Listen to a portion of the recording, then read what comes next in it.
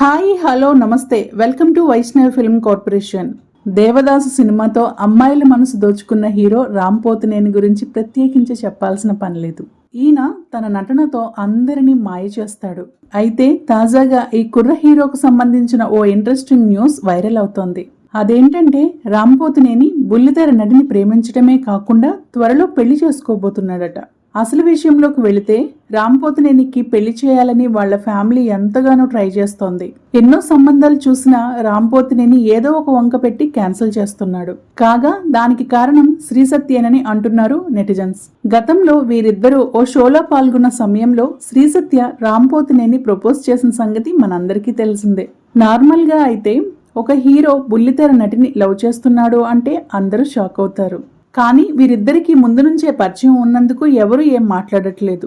అంతేకాకుండా శ్రీ సత్యకి రామ్ పోతినేని అంటే ఎనలేని ప్రేమ. దీంతో రామ్ని పెళ్లి చేసుకోవాలని ఈ బ్యూటీ తెగ ఆశపడుతుందట. సత్యకు రామ్ ఎక్కడ కనిపించినా తన లవ్ ఎక్స్ప్రెస్ చేస్తూ వస్తుందట. దీంతో ఆమె ప్రేమకు ఫిదా అయిపోయిన రామ్ సత్య ప్రేమలో పడిపోయాడంటూ నెట్టింట్లో గుసగుసలు వినిపిస్తున్నాయి.